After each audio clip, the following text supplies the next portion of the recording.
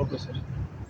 तो सर हम आपसे थोड़ा जानकारी चाहते थे कि हमारे भारतवर्ष में जैसे सूखा और ये इस टाइप से ग्रसित जितने भी इलाके हैं, यहाँ से जो गांव के हमारे सीमांत और लघु किसान हैं या भूमिहीन किसान हैं, वो अपने गांव से पलायन कर रहे हैं, रोज़गार की तलाश में शहरों की तरफ जाते हैं। तो सर जो प्राकृतिक खेती के बारे में आप चर्चा करते हैं, क्या प्राकृतिक खेती से इनके पलायन को रोका जा सकता है या इनके इसको रोकने में कुछ सहायक हो सकती है?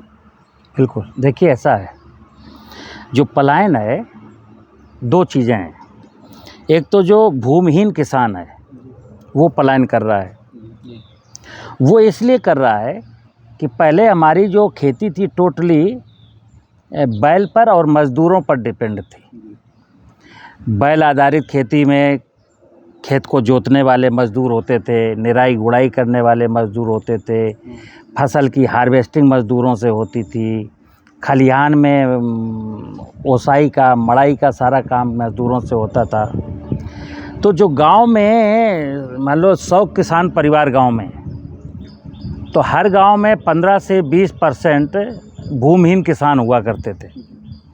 भूमिहीन किसानों में कुछ तो पेशेवर थे, लुहार था, बढ़ई था, नाई था, धोबी था, कुम्हार था, कहार था, जुलाहा था, दर्जी था। इनकी रोजी रोटी कहाँ चलती थी? उसी गांव में चलती थी। फ्री ऑफ कास्ट किसानों की बैलगाड़ी का पहिया ठीक करना, हल बनाना, ये बनाना, वो बनाना, खुरपी, फावड़ा, हंसिया, तो लुहार, बढ़ई, दर्जी सबको एम्प्लॉयमेंट था। शादी ब्याह में जो कुम्हार था ना, उसके भी बर्तन बिकते थे। तो ये जो टेक्निकल तबका था गांव में, जिसके पास ज़मीन नहीं थी, इसको तो बढ़िया सा रोज़गार था। अब कुछ नॉन टेक्निकल थे, जिनके पास ये हुनर भी नहीं था और ज़मीन भी नहीं थी, तो वो खेत जोतना, फसल काटना, बहुत सारे उनके पास काम थे। तो एक गरीब परिवार किसी बड़े किसान के साथ साल भर काम करता था, और जब फसल कटती थी, अनाज आता था, तो वो गरीब परिवार की जितनी भी ज़रूरत थी उसको भी मिलता था, और जो भूमिधर किसान था उसको भी मिलता था। तो पलायन जैसी कोई विषय भूमिहीनों का तो था नहीं। दूसरा, अब जब से मैकेनाइजेशन हुआ, बैल हट गए, सारी चीज़ें मैकेनाइज्ड हो गई, तो गांव में ट्रैक्टर आ गए, ट्रैक्टर से खेती होने लगी, बैल सारे बिक गए। तो वो जो मजदूरी के काम थे, अब जैसे फसल की मड़ाई का पहले बैलों से मड़ाई होती थी, आल पैड थ्रेसर चलता था, अब वो पावर थ्रेसर से हो जाता है, हार्वेस्टिंग भी हार्वेस्टर से हो जाती है, बुआई भी सीड ड्रिल से हो जाती है। तो गरीब लोगों को गांव में जो भूमिहीन थे, उनको अब रेगुलर रोज़गार नहीं है। रोज़ कुछ काम आज भी हैं जो मज़दूरों को करने हैं, लेकिन वो किसी व्यक्ति को साल में 1 महीने का टोटल एम्प्लॉयमेंट गांव में है, तो 1 महीने के लिए वो 12 महीना क्यों बर्बाद करे? तो वो शहर में शिफ्ट हो गया, कुछ भी कर रहा है बेचारा, अपनी रोजी रोटी चला रहा है। तो मैकेनाइजेशन की वजह से तो गरीब परिवार गया, भूमिहीन परिवार पलायन किया। अब आपका प्रश्न है, लघु सीमांत भी पलायन कर रहे हैं, तो लघु सीमांत की कहानी समझिए। जिस किसान के पास 1 एकड़ 2 एकड़ ज़मीन है, यानी 1 हेक्टेयर से जिसके पास कम ज़मीन है, वही किसान लघु सीमांत श्रेणी में आता है। अब उसके पास ट्रैक्टर अपना निजी का नहीं है, उसके पास अपना ट्यूबवेल निजी का नहीं है, ठीक है ना। और मैंने जैसा कि बताया कि प्रकृति का वैभव भी थोड़ा छिन्न भिन्न हो गया, वाटर लेवल नीचे चला गया, सॉइल में ह्यूमस भी कम बचा, बायोडाइवर्सिटी भी ख़राब हो गई। तो अब देखिए जो लघु सीमांत किसान है, अब वो लघु सीमांत किसान जिसके पास पानी नहीं है, उसने चना बोया रबी में, तो 3 बार ट्रैक्टर से जुताई करवाई, तो उसके 6-7 हज़ार रुपये चले गए। फिर उसने यूरिया DAP डाला, 2-3 हज़ार उसमें भी चला गया। फिर चूँकि लेबर थे नहीं, निराई गुड़ाई हो नहीं सकती थी, इसलिए उसने 1000-1200 का वीडीसाइड भी डाला। फिर चने में वो इल्ली लग गई, तो उसके लिए भी उसने 400-500-800 रुपये का जो है इंसेक्टिसाइड डाला। अब उसको हार्वेस्टिंग करानी, तो मजदूर उसके पास नहीं है,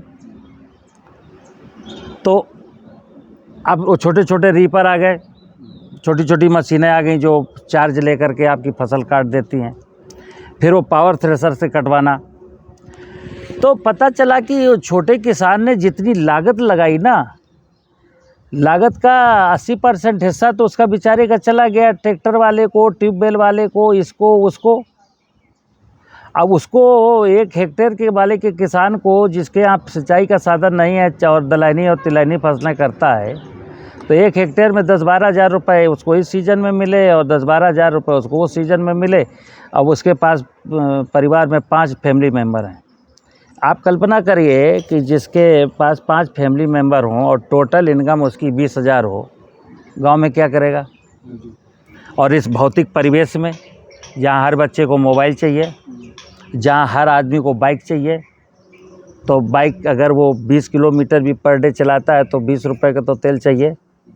और मोबाइल का आप जानते हो आज की तारीख में मिनिमम से मिनिमम 300 रुपये का महीना तो खर्चा ही है।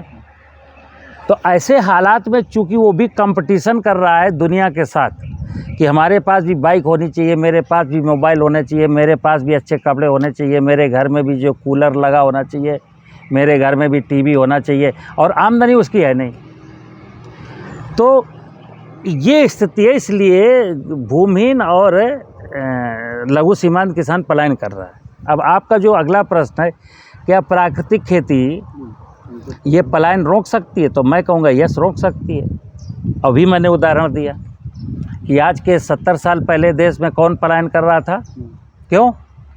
0 बजट की खेती थी। जैसे आज किसान, जो बड़ा किसान है 10 एकड़ वाला, उसकी स्थिति भी बहुत अच्छी नहीं है, लेकिन जब उसकी लागत नहीं होती, उसको यूरिया DAP नहीं खरीदनी, उसको बोरिंग नहीं करानी, उसको खेत में सिंचाई नहीं देनी है।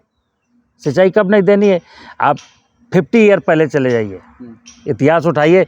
50 साल पहले देश में दलहनी, तिलहनी, ज्वार, बाजरा, मक्का, जौ, तिल, अलसी, जो भी क्रॉप होती थी, गेहूं गन्ना तो उन्हीं क्षेत्रों में होता था जहाँ नहर होती थी। अदरवाइज गेहूं गन्ना धान कोई नहीं बोता था। सारे लोग क्या बोलते, ट्रेडिशनल क्रॉप करते थे। बारिश के सीज़न में ज्वार बाजरा बो लिया तो अनाज मिल गया, पशुओं का चारा मिल गया, पानी की ज़रूरत नहीं थी। और सॉइल मेरी इतनी स्ट्रांग थी कि वो वर्षा का पानी रोक के रखती थी, और अक्टूबर में मैं बिना पलेवा के रबी की क्रॉप बो देता था, दलहनी या तिलहनी फसल। फिर उसमें कोई सिंचाई की ज़रूरत नहीं होती थी, मैं क्रॉप काट लेता था। अब जब किसान की कोई, और बैल उसका खेत जोत देता था, जब किसान की कोई लागत नहीं थी और 100 कुंटल पैदा होता था बिना लागत के, तब वो 100 कुंटल में 20 कुंटल उस व्यक्ति को दे सकता था जो उसके साथ साल भर मिलकर काम किया है। लेकिन अब मैकेनाइज्ड फार्मिंग में, रासायनिक युग में, तो उस 10 एकड़ के किसान के पास भी इतना नहीं बचता। 10 एकड़ के किसान को स्वतः 20 कुंटल की सेविंग हो रही है, 80 कुंटल की उसकी लागत चली गई, तो उस मजदूर को कैसे देगा? तो निश्चित तौर पर प्राकृतिक खेती, अगर मैं समझ के साथ ये देश प्राकृतिक खेती की ओर अग्रसर हो, तो इस देश में बेरोजगारी का, पलायन का कोई इशू नहीं है। मुझे उम्मीद है आपको मेरी बात समझ में आई होगी। सर एक प्रश्न और है हमारा। ठीक है, बताइए। सर जैसे आजकल एक ये शोध का विषय बना हुआ है पूरे दुनिया में कि जो हम खेती करते हैं, मैकेनाइज्ड खेती जो हो रही है, उसमें ट्रैक्टर का ओवर यूज़ होने लग गया है, तो सॉइल कॉम्पैक्टनेस की प्रॉब्लम बढ़ती है। बिल्कुल। तो क्या, जैसे अभी आपने बताया कि जो आप प्राकृतिक खेती की चर्चा कर रहे हैं, पहले के समय में लोग इसको हर और बैल के साथ जुताई कर दिया करते थे, तब के और अब के में सर इसमें क्या फ़र्क हो सकता है? जो सॉइल कॉम्पैक्टनेस है, इसका जो प्रॉब्लम है, इसको क्या हम प्राकृतिक खेती से दूर कर सकते हैं? देखिए सुनिए, मैंने बोला कि ट्रैक्टर का जो युग है वो केवल 60 साल पुराना है हमारे देश में। और जो सॉइल का, अभी जैसे प्राकृतिक खेती की बात होती, बड़ी रसायन बहुत डेंजरस हैं, रसायनों को बंद करो। रसायन केवल डेंजरस नहीं है, यहाँ रसायन से ज़्यादा ट्रैक्टर डेंजरस है। और नो डाउट 3 टन का ट्रैक्टर 1 साल में अगर 2 क्रॉप बोता है किसान, तो 7 बार खेत को दौड़ाता है, रौंदता है। वो ऊपर की 4 इंच 3 इंच सॉइल को तो जरो उखाड़ देता है, लेकिन उसके 3 इंच के नीचे की सॉइल में वो कॉम्पैक्शन करता है। जो वाटर की क्राइसिस है ना, जो ग्राउंड वाटर की, उसके पीछे अभी तो नीति निर्माता और बहुत सारे उद्योगपति मतलब उसको चुप्पी मार के बैठे हुए हैं, उस इशू को कोई उठा नहीं रहा, क्योंकि बहुत सारे लोगों की दुकानें बंद होने वाली। लेकिन फैक्ट ये है कि tractor too much dangerous, chemical से ज़्यादा डेंजरस है।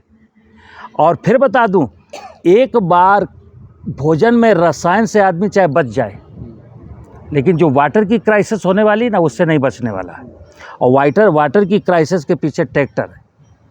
बारिश आज भी जहाँ 500 मिलीमीटर होती है, मैक्सिमम पानी, चूँकि सॉइल में सीपेज की प्रॉब्लम है, नीचे कॉम्पैक्ट हो गई सॉइल, तो पानी की अधिकांश मात्रा तो बह करके बाहर जाती है।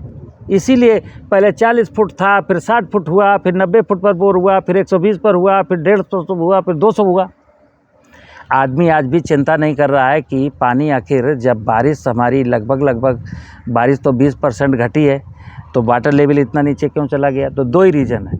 ट्रैक्टर सबसे पहला रीज़न है, इसीलिए। और जब दूसरा आपने कहा कि अगर ट्रैक्टर ना हो तो चूँकि मैंने बताया जंगल में नाना प्रकार की वनस्पतियाँ जमती हैं, और मेरा ये शोध है, मेरी ये रिसर्च है। सॉइल को सॉइल बना दीजिए आप, सॉइल की बायोलॉजिकल, फिजिकल, केमिकल प्रॉपर्टीज जैसे ठीक होती, आपको जुताई ही नहीं करनी।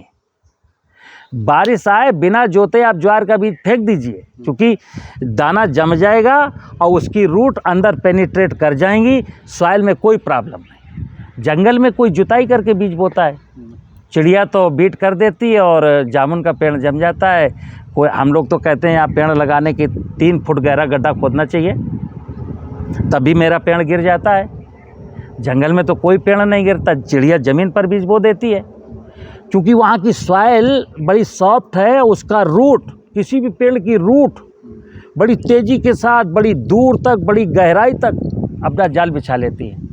और हम यहाँ, चूँकि मेरी तो सॉइल कॉम्पैक्ट हो गई है, तो मैं 3 फुट का गड्ढा खोद करके सोचता बहुत अच्छा कर लिया हो। ठीक है ना?